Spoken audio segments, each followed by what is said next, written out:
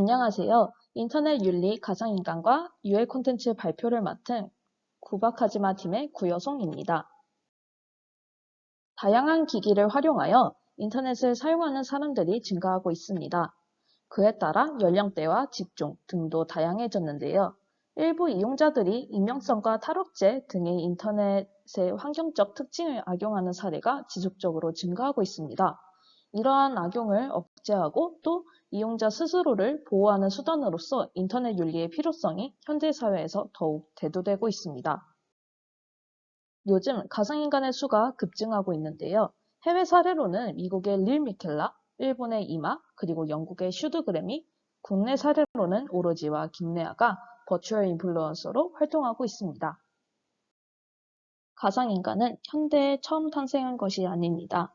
과거 아담이라는 가상인간이 존재했으나 그 당시에는 사람들에게 큰 인기가 없었습니다. 불쾌한 골짜기를 유발한다는 이유 때문이었는데요. 하지만 현대에는 과학기술의 발달로 따로 밝히지 않으면 가상인간이라는 것을 눈치채지 못할 수준까지 도달하여 이러한 문제가 해결되었습니다. 또한 SNS 등을 통해 사람과의 소통이 이루어지고 그 과정에서 다양한 매력을 뽐내며 그들의 인지도가 상승했습니다. 이러한 가상인간의 장단점을 기업과 소비자의 입장에서 분석해 보았습니다. 기업은 비용이 절감되고 가상인간을 활용함에 있어 시공간의 제약이 없어져 물론 나이를 먹지 않습니다.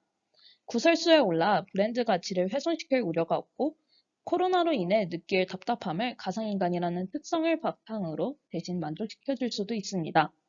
반면 소비자층이 여전히 거부감을 느낄 수 있고 내면적 진정성의 부족으로 소비자와의 신뢰 구축이 어려울 수 있습니다.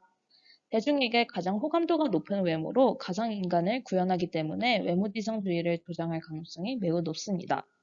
또한 가상인간의 오남용이나 디지털 선본제 등에 악용될 우려가 있습니다. 이 사진은 오버 더 리밋이라는 컨셉의 화보인데요. 세상에 존재하는 경계를 허물고 공존하는 세상을 만들자는 의도로 기획된 프로젝트입니다. 영국의 슈드그램과 우리나라의 로지가 모델인 이 화보는 그들이 가상인간이라는 것을 바탕으로 다른 국가라는 조건과 코로나19라는 특수한 상황임에도 별다른 제약 없이 자유롭게 프로젝트를 진행할 수 있었습니다. 그러나 가상인간을 손쪽 대상화하거나 성희롱하는 등의 디지털 선범죄와 가상인간을 대상으로 한 딥페이크 기술의 악용 등에 대해 우려하지 않을 수 없는데요. 이와 같은 유해 콘텐츠 사례를 알아보고 심각성을 인지한 뒤 이를 해결하기 위한 방안에 대해 모색해 보도록 하겠습니다. 먼저 가상인간을 대상으로 한 성희롱 사례입니다. AI 챗봇 이루다를 기억하시나요? 왼쪽에서는 사용자들이 20대 여성 캐릭터인 이루다에게 성희롱적인 말을 서슴없이 하는 모습을, 그리고 오른쪽에서는 가상인간 루시와 관련된 기사에 달린 댓글 중 눈살을 찌푸리게 하는 댓글이 베스트 댓글인 충격적인 모습을 보실 수 있습니다. 이처럼 익명성과 탈억제에 기대어 성희롱적인 발언을 하는 모습은 인터넷 어디에서든 쉽게 보이는데요.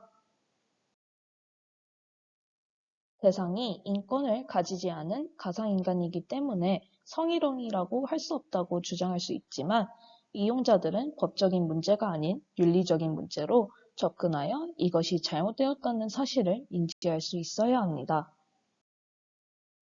다음으로 가상인간의 성적 대상화 사례에 대해 알아보겠습니다.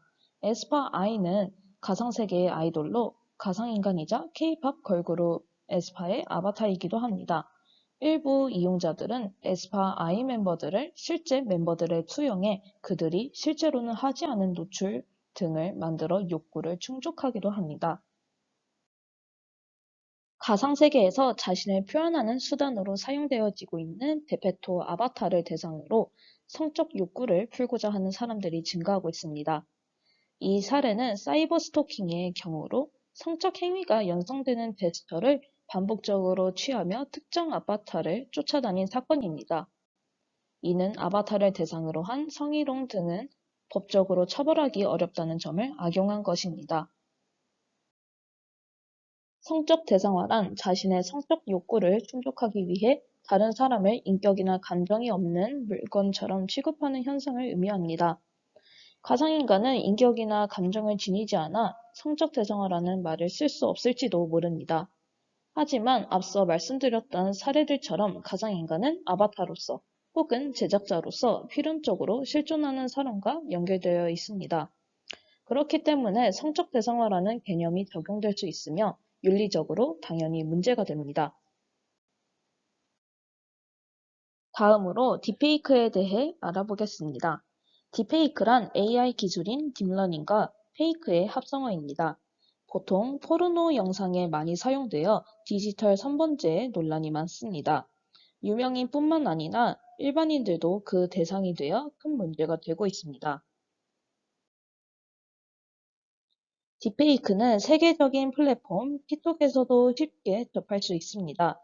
틱톡에 딥페이크를 검색하면 K-팝 아이돌의 얼굴을 사용한 영상이 대부분인데요. 이 영상들은 연예인들이 직접 올렸다고 착각할 정도로 완성도가 높았습니다.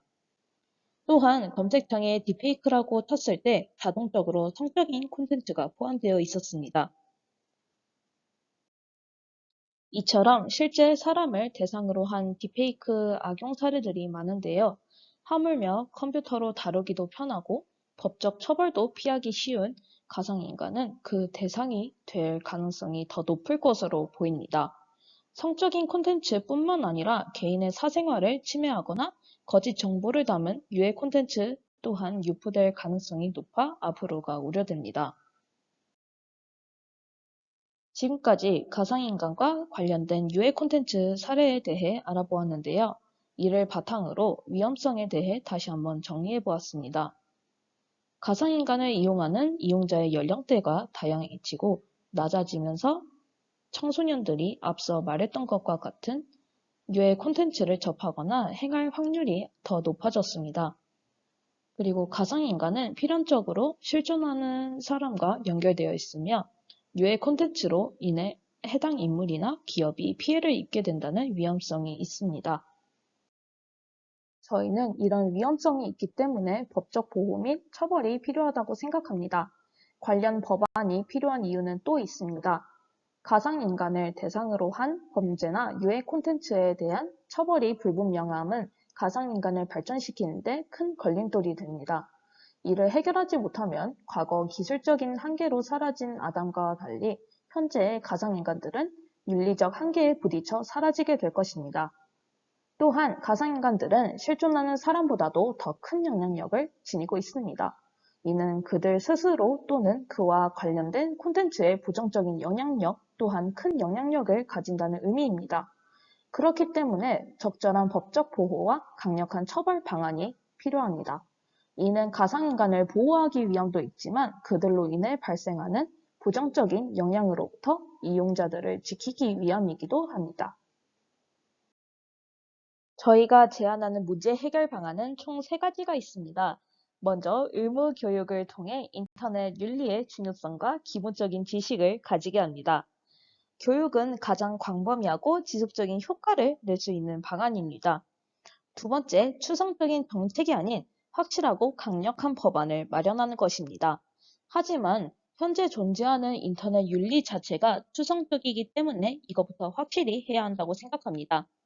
특히 개발자만이 아닌 이용자에 대한 윤리 원칙의 제정이 필요합니다. 마지막으로 어플 자체에서의 강력한 조치가 이루어져야 합니다. 예를 들어 단어 필터링 기능 강화, 유해 콘텐츠 제작자 영구 차단, 아니면 활동 제한 등이 있습니다. 인터넷 윤리는 개발자, 기업, 국가의 일방적인 노력이 아닌 이용자와의 쌍방향적인 노력이 필요한 영역입니다. 특히 가상인간과 같은 미래 기술의 발전에는 올바른 인터넷 윤리의식을 지닌 이용자들의 노력이 필수적입니다. 인터넷이라는 공간은 모두의 노력으로 만들어가는 가상의 공간이자 무한한 가능성을 지닌 공간이기도 합니다. 그러한 공간에서 나이도 들지 않고 시공간의 제한도 없는 무한한 가능성을 지닌 가상인간이 활약할 미래가 기대되지 않을 수 없습니다. 그들이 활약할 미래에 우리들의 윤리적 부지가 걸림돌이 되지 않기를 바랍니다. 지금까지 구박하지마 팀이었습니다. 감사합니다.